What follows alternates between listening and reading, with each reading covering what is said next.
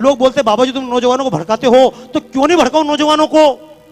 एक बार बताओ, पूरे देश के इतिहास में आज तक एक भी 50 साल के बुजुर्ग का नाम बताओ जिसको फांसी हुई हो? हुई क्या? एक का नाम बताओ। ये दिल्ली में बैठकर चिल्ला रहे हैं, बाला साहब पे भी चिल्लाएंगे, नरेंद्र मोदी पे चिल्लाएंगे, इन पे चिल्लाएंगे, संघ पे चिल्लाएंगे, ये सांप्रदायिक हैं, हमने देश को आजादी दिलाई। पर मैं चैलेंज करता हूं पूरे देश के और पूरे प्रदेश के, शिंदे साहब से सोनिया गांधी से लेकर यहां के मुख्यमंत्री तक, एक कांग्रेसी का नाम बताओ जिसको फांसी हुई हो। मैं चैलेंज कर रहा हूं भाई साहब। मैंने तो आरटीआई में पूछा, पूरे देश में तुमने देश को आजादी दिलाई, लेकिन एक कांग्रेसी का नाम बताओ जिसको अंग्रेजों ने फांसी दी हो। अंग्रेजों ने केवल लाठी नहीं खाई, डंडे नहीं खाए, केवल मक्खन और अंडे खाए हैं। लेकिन समस्या है, इस देश का नौजवान भगत सिंह क्यों नहीं बनना चाहता? इस देश का नौजवान शिवाजी क्यों नहीं बनना चाहता? इस देश का नौजवान फांसी क्यों नहीं खाना चाहता? नौजवान को गाली देना आसान है, लेकिन कहूंगा दोस्तों, पूरे जीवन में महात्मा गांधी ने कभी एक डंडा खाया? बोलो हाँ या ना? नहीं खाया। जिन्होंने पूरे जीवन में डंडा नहीं खाया, उनके नाम से हमने 1 से लेकर 1000 तक के नोट चलाए, लेकिन जिस भगत सिंह ने फांसी खाई उसके नाम से हमने 100 का नोट का चित्र नहीं छापा। हमने शिवाजी के नाम से 50 का चित्र नहीं छापा। और सांप्रदायिकता की बात नहीं है, ये शिवसेना के मंच से खड़े होकर कहना चाहता हूं इस बात को, अशफाक उल्लाह की कुर्बानी भूल ना हम पाएंगे। क्योंकि लोग सीधा आरोप लगाते हैं तुम तो मुसलमान के खिलाफ हो, तुम सांप्रदायिक हो। तो एक बात कहना चाहता हूं आज इस पुण्य तिथि के अवसर पर कि अशफाक उल्लाह की कुर्बानी भूल ना हम पाएंगे। जब अशफाक उल्लाह खान लड़ रहा था आजादी के मैदान में, तो मुल्लों ने समझाया था, कठ मुल्लों ने, अरे अशफाक क्यों इसके लिए जान देते हो, तुम तो मुसलमान हो। तो अशफाक उल्लाह खान ने कहा था, कुछ आरजू नहीं है, बस आरजू यही है, रख दे कोई जरा सी खाके वतन कफन में। मर गया अशफाक उल्लाह खां। लेकिन ये मुसलमान के नाम से वोट लेने वालों ने आज तक अशफाक उल्लाह खां के नाम से 10 रुपए का नोट नहीं चलाया।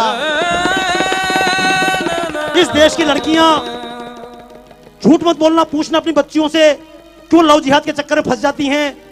लक्ष्मीबाई नहीं बनना चाहती, जीजाबाई नहीं बनना चाहती, कैटरीना कैफ बनना चाहती, दीपिका पादुकोण बनना चाहती। क्यों? क्योंकि जिसने देश के लिए ये प्राण दिए, जो मैदान में लड़ते लड़ते मरी, उस लक्ष्मीबाई के नाम से हमने 1 रुपए का नोट नहीं चलाया। तो दोस्तों, मैं तो एक बात कहता हूं, सरकार नोट भगत सिंह के नाम से चलाए या ना चलाए, हमारे दिलों में छपना चाहिए या नहीं?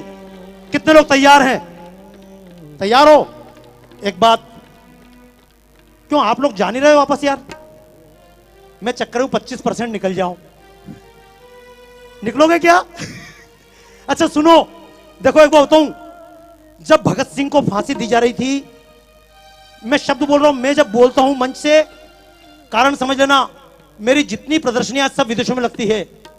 राजू निवल जी से बात चल रही थी, बाबा जी आपकी प्रदर्शन लगाएं, तो मैंने कहा मेरी प्रदर्शनी भारत में नहीं लगती। बोले क्यों नहीं लगती है? मैंने कहा जब भारत में कोई बात बोलता हूं तो लोग बोलते तुम सांप्रदायिक हो, और जब अमेरिका में खड़े होकर बोलता हूं तो लोग बोलते बाबा जी आपने हमारी आंखें खोल दी।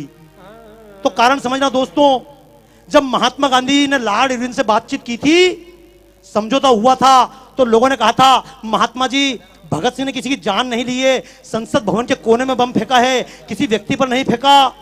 आप भगत सिंह की माफी के लिए बात करो, शर्त रखो, भगत सिंह को माफ करो। तो महात्मा गांधी ने कहा था, ये भगत सिंह, ये अशफाक उल्लाह खां, ये क्रांतिकारी, ये चंद्रशेखर आजाद, ये क्रांतिकारी आतंकवादी हैं। तो मैं भी एक बात कहना चाहता हूं, अगर भगत सिंह आतंकवादी थे तो मैं भी आतंकवादी हूं। और ऐसे आतंकवादी देश के कोने कोने में पैदा करना चाहता हूं। क्यों? अगर भगत सिंह की तरह आतंकवादी देश में पैदा हो जाएं, तो अफजल और कसाब जैसे आतंकवादी दिखाई, तो बोलो देश के नाम पे आतंकवादी बनना चाहते हो? अभी तक लोग मजहब के नाम पे आतंकवादी बने, जातियों के नाम पर आतंकवादी बने। हालांकि आतंक का मतलब यह नहीं कि बम लेकर निकल जाना, मारोगे किसको मारोगे? देशवासी को मारोगे क्या? लेकिन कम से कम और किसी को मारो मत मारो, अपने स्वार्थ को मार लेना। जब कभी वोट देने जाओ तो जाति देखकर वोट मत देना।